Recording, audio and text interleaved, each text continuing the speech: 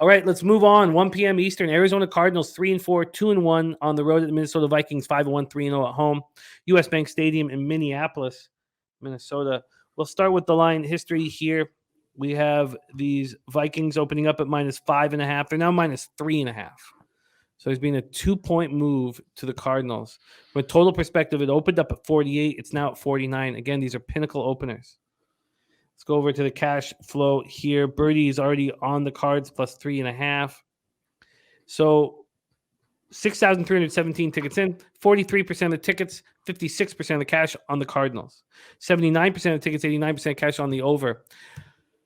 The bye week around this time is so important, and it was so evident with the Chicago Bears, and we saw the Cardinals come in off extra rest, 42-34 home victory on Thursday night over the Saints.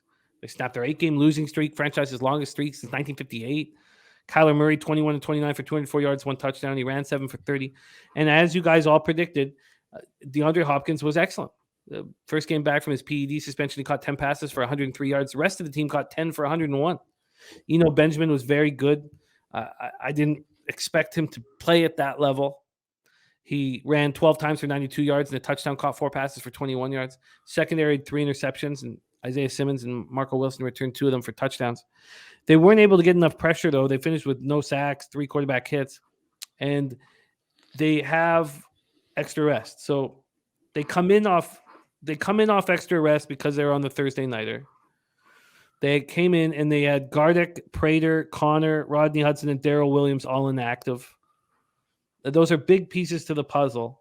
Now, Rashard Lawrence left with a shoulder injury, but the extra rest is important. And then the Vikings coming off their bye week.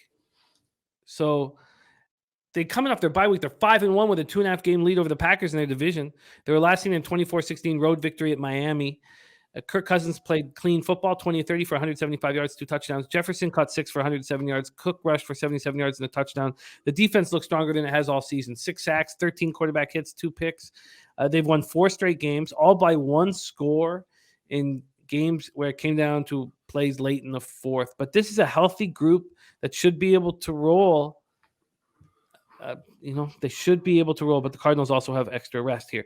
Take it away for us. And I didn't mean to say off the top about the extra rest that they had going into the Thursday nighter. Obviously, it was a Thursday nighter, but I had that confused.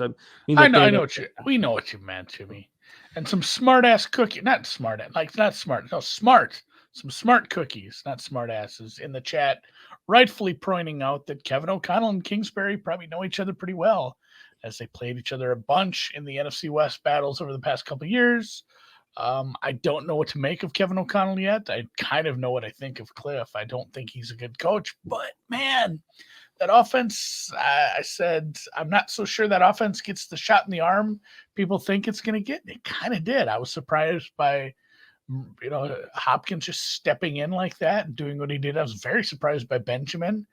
And if that's the kind of offense they're going to run, they're going to be able to beat up on some teams with bad defenses. Like, this is a team that can compete. Minnesota, yeah, extra rest is great, but it's neutered a little by the fact that the Cardinals also get 10 days to prep. Like, you're not playing a team that played on Sunday. You're not playing a team that played off a Monday game. Like, it stinks that some of these bye weeks, Minnesota's general rest schedule this year has sucked.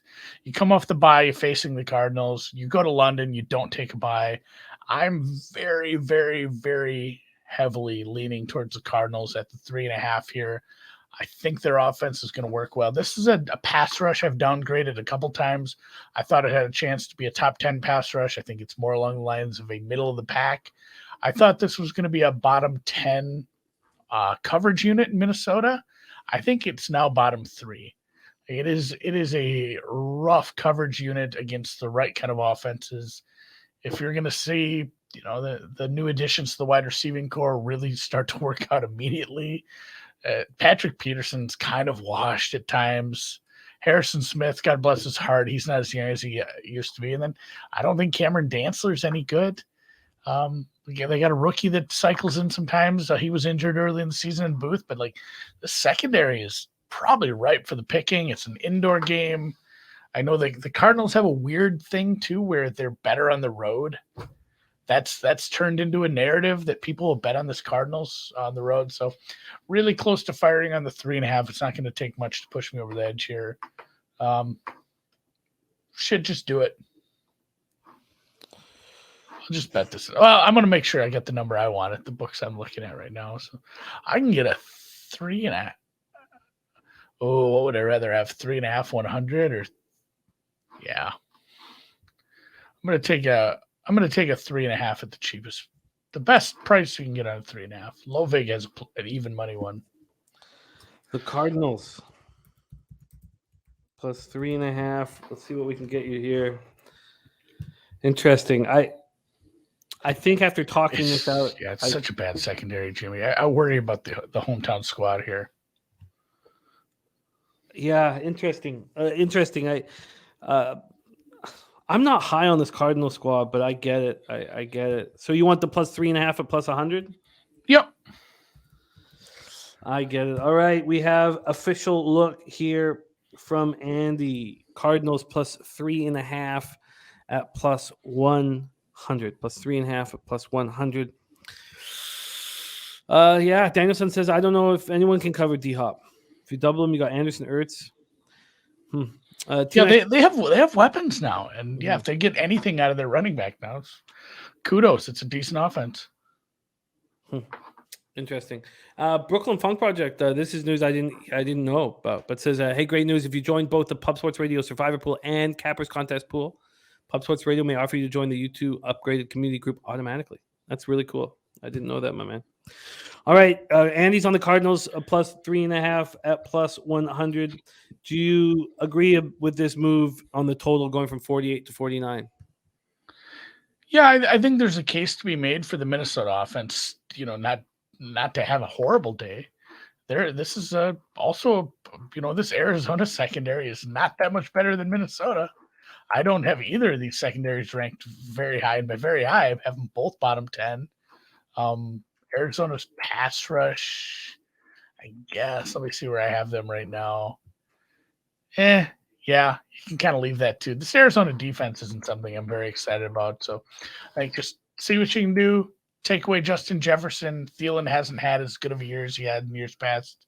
It might be a little more of a one-dimensional team. We'll see. They might have to lean on Dalvin Cook and see how that goes. But yeah, this is a fine move to the over, I suppose, because I really do believe that the Arizona offense is a big part of why I'm betting this. And then it's going to be hard to keep everything from working for Minnesota with the secondary Cardinals put out there.